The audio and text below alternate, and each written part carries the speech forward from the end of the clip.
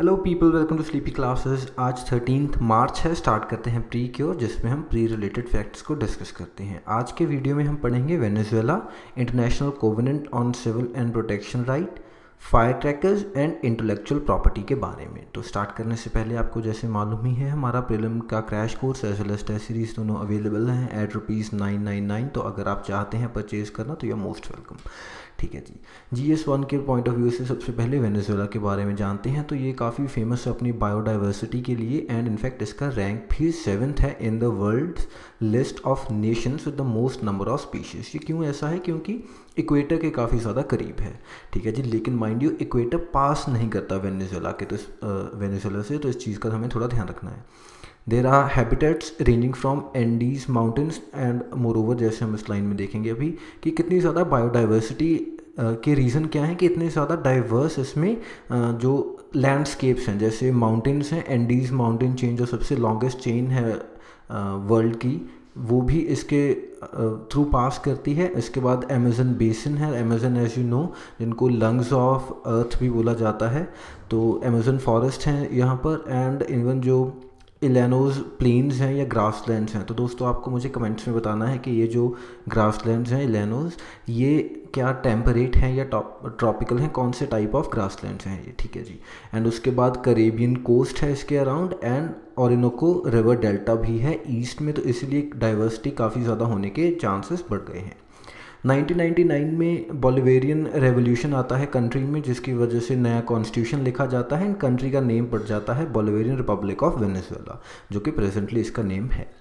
And ये ऐसा proven fact है कि वर्ल्ड्स लार्जेस्ट जो नोन ऑयल रिजर्व्स हैं वो माना जाता है वेनेजुएला के पास है। तो माइंड यू, आप सऊदी अरेबिया या किसी और अरब नेशन के साथ कंफ्यूज मत कीजिएगा। World's largest known oil reserves are expected to be with Venezuela, and ये इसलिए वर्ल्ड लीडिंग एक्सपोर्टर भी है ऑयल का, एंड मेंबर है UN का, एंड मर्क्यूसर। तो मर्क्यूसर के बारे में थोड़ा जान लीजिएगा, गूगल कर लीजिएगा, एंड कमेंट्स में लिखिएगा कि कौन कौन से जो दूसरे नेशंस हैं वो पार्ट है मर्क्यूसर का। ठीक है जी। एंड एक और जो इम्पॉर्टेंट बात है, वर्ल्ड्स हाईएस्ट वाटरफॉल जो है, एंजल फॉल्स बोलते हैं उनको, वो भी वेनेजुएला में ही लोकेटेड हैं। तो ये कुछ चीज़ें हमने वेनेजुएला के बारे में पढ़ ली, क्योंकि काफ़ी ज़्यादा पॉलिटिकल टेंशन हो रखा है इस नेशन में प्रेजेंटली, तो it is in news. And ये थोड़ा मैप देख लेते हैं। तो सबसे पहले अगर हम पड़ोसियों की बात करें तो वेनेजुएला के एक साइड है कोलंबिया, दूसरी साइड यहाँ पर है गयाना, एंड नीचे दिस इज़ ब्राज़ील। ठीक है जी। एंड ऊपर करेबियन सी जो है वो लोकेटेड है, and it is part of the Atlantic ocean. And जो एक दूसरी चीज़ ध्यान रखने वाली क्या है कि जो कोलंबिया है वो दोनों Atlantic ocean as well as जो यहाँ पर पैसिफिक ओशन है, दोनों के साथ उसका बॉर्डर लगता है, लेकिन Venezuela is only bordering Atlantic ocean. तो इस चीज़ का हमें ध्यान रखना है। ठीक है जी। एंड ये है कैराकस, इसकी कैपिटल वेनेजुएला की। तो बाकी अगर कोई और चीज़ आपको स्पॉट हो मैप में तो उसका थोड़ा ध्यान रखिएगा, एंड मैप को 5-10 मिनट लगाकर आराम से एक जो दूसरा थोड़ा बड़ा मैप वेनेजुएला का पर्टिकुलरली वो भी आप देख सकते हैं। एंड इक्वेटर थोड़ा नीचे से पास होता है, आई गेस कुछ यहाँ से वेनेजुएला के नीचे से, लेकिन ठीक है जी। आगे बढ़ते हैं। GS2 की बात करते हैं तो यहाँ पर international covenant on civil and political rights है हमारे पास, जो कि एक मल्टीलेटरल ट्रीटी है जिसको अडॉप्ट किया था यूनाइटेड नेशन जनरल असेंबली ने, एंड इंडिया ने इसको रेटिफाई किया इन 1979। तो इंडिया ने रेटिफाई कर रखा है। एंड ये कमिट क्या करता है कि जो भी इसकी पार्टीज़ हैं या जो नेशन स्टेट्स हैं वो right to life, freedom of religion, freedom of speech, freedom of assembly, electoral right and rights to due process and a fair trial, तो ऐसी कुछ जो इनसेपरेबल ह्यूमन राइट्स हैं, एटलीस्ट इनको तो वो माने।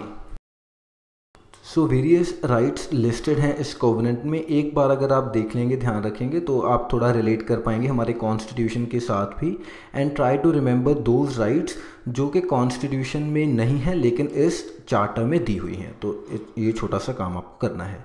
एंड ये पार्ट है international bill of human rights का, along with international covenant on economic, social and cultural rights and universal declaration of human rights, UDHR। तो international bill of human rights नाम की एक चीज़ है जिसके 3 पार्ट्स हैं। एक है international covenant on civil and political rights, जिसके बारे में हम पढ़ रहे हैं। उसके बाद ये economic, social and cultural rights वाला एक कोवेनेंट है। एंड तीसरा है universal declaration of human rights. तो इस चीज़ का भी थोड़ा ध्यान रखना है। एंड मॉनिटरिंग कौन चेक करता है कि ये जो राइट्स हैं ये कोई जो नेशन स्टेट है या मेंबर स्टेट है वो वायलेट नहीं कर रहा, तो that is United Nations human rights committee, ठीक है जी। And which gives regular reports of the state parties as well. तो ये रेगुलरली बताती भी रहती है कि अगर ऐसा कुछ हो रहा है या नहीं हो रहा। एंड आर्टिकल 4 जो है वो क्यों इम्पॉर्टेंट है इस कोवेनेंट का, क्योंकि इसमें जो एक्सेप्शन दी हुई है कि इन द केस ऑफ जैसे पब्लिक इमरजेंसीज या स्पेशल सर्कमस्टांसेस, तो जो पार्टी स्टेट्स हैं दे मे derogate their responsibilities of protecting these rights। तो हो क्या सकता है, जैसे इंडिया के केस में अगर हम नेशनल इमरजेंसी की बात करें तो हमारे जो फंडामेंटल राइट्स हैं उनके ऊपर एक टेम्पररी बार लग जाता है। बट जो कुछ ऐसे इम्पॉर्टेंट इनसेपरेबल राइट्स हैं जैसे राइट टू फेयर ट्रायल या जैसे राइट टू लाइफ, तो उन सबको छोड़कर वो इसमें भी एक्सेप्शंस हैं। लेकिन बाकी जो दूसरी राइट्स हैं जैसे इलेक्टोरल राइट्स या I should say right to education, इन सब के ऊपर बार लग जाता है। क्यों? क्योंकि कुछ सर्कमस्टांसेस हैं कुछ इस तरह के ओरिजिनेट हो गए हैं, तो उसके लिए भी इस कोवेनेंट में प्रोविजन है अंडर आर्टिकल 4, ठीक है जी। सो मूविंग ऑन, GS3 के पॉइंट ऑफ व्यू से हम देखते हैं फायर क्रैकर्स के बारे में। तो इंडिया सेकंड बिगेस्ट प्रोड्यूसर है फायर क्रैकर्स का, फायरवर्क्स का, after China. Number 1 is China and ये कहना है BBC का, ठीक है जी।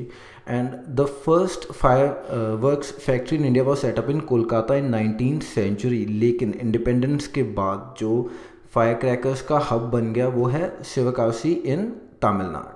एंड ये काफ़ी फेमस है अपनी match box as well as printing industries के लिए भी। एंड 90% का जो भी फायरवर्क की प्रोडक्शन होती है इंडिया में वो यहीं पर होती है, शिवकाशी में होती है।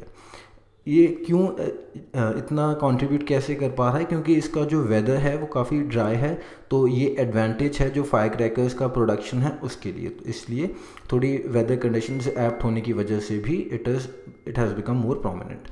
एंड कुछ मेजर पोल्यूटेंट्स होते हैं इसकी वजह से, जैसे नाइट्रोजन ऑक्साइड है फायर क्रैकर्स की वजह से, जो डायरेक्टली आपकी लंग फंक्शनैलिटी को हर्ट करता है। Moreover respiratory disease, I irritation and even sometimes heart failure, तो ये सब कुछ प्रॉब्लम्स एसोसिएटेड हैं फायर क्रैकर्स के साथ। एंड अभी प्रेजेंटली इंडियन गवर्नमेंट में भी कुछ फायर जो इंडस्ट्री है, फायर क्रैकर्स इंडस्ट्री सॉरी, उसको रेगुलेट करने के पॉइंट ऑफ व्यू से कुछ टसल सी चल रही है, तो इसलिए इट वॉज इन न्यूज़। तो एंड इसी की एक रेगुलेटरी बॉडी जो क्या है, petroleum and explosives safety organisation, जो लोकेटेड कौन सी मिनिस्ट्री में है ये आपको मुझे कमेंट्स में बताना है। एंड ये नोडल ऑर्गेनाइजेशन है to look after safety requirements in manufacture, storage, transport and use of explosives and petroleum. तो जो भी कुछ एसोसिएटेड है इनके मैन्युफैक्चर या स्टोरेज या फिर कैसे भेजने हैं एक जगह से दूसरी जगह, वो सब इस ऑर्गेनाइजेशन के अंडर आता है। आगे बढ़ते हैं जी, देखते हैं इंटेलेक्चुअल प्रॉपर्टी के बारे में। तो इंडिया ने आज 3 जो अग्रीमेंट्स हैं उनको अप्रूव किया है। पहली है Nice agreement, second is Vienna agreement and third one is Locarno agreement. तो जो नीस एग्रीमेंट है ये रिलेटेड है in the classification of goods and services for the purposes of registration of marks यानी ट्रेडमार्क्स। वियना एग्रीमेंट एसोसिएटेड है with the figurative elements of the marks. And जो तीसरी Locarno agreement है it is in the context of industrial designs. तो ये 3 जो agreements हैं ये इंपॉर्टेंट है इंटेलेक्चुअल प्रॉपर्टी के पॉइंट ऑफ व्यू से। एंड वीपो जो है इसका कर्ता धर्ता है वो देखता है कि इनकी इम्प्लीमेंटेशन सही हो रही है या नहीं। एंड इन सब के को असीड या अप्रूव करने के बाद इंडिया को फ़ायदा क्या होगा? सबसे पहला तो जो इंटेलेक्चुअल प्रॉपर्टी ऑफिस है इंडिया में उसका थोड़ा काम आसान हो जाएगा। अब वो इंटरनेशनल क्लासिफिकेशन के अकॉर्डिंग ही जो अपने ट्रेडमार्क है, डिज़ाइन एप्लीकेशंस हैं, उन सबको क्लासिफाई कर सकता है according to the global standards. दूसरी जो बात है कि ये अपॉर्चुनिटी देगा हमारे जो इंडियन डिज़ाइंस या फिगरेटिव एलिमेंट्स हैं या गुड्स हैं उनकी इंटरनेशनल क्लासिफिकेशन सिस्टम में अपॉर्चुनिटी देगा उनको वहाँ पर रिप्रेजेंट करने की। एंड तीसरा ये कॉन्फिडेंस देगा जो फॉरेन इन्वेस्टर्स हैं उनको कि वो इंडिया की जो आईपीज़ हैं उनमें इन्वेस्ट कर पाएंगे, या मोरोवर उनको अब जो अपनी इंटेलेक्चुअल प्रॉपर्टी है उसका चोरी होने का डर नहीं है अब इंडिया में।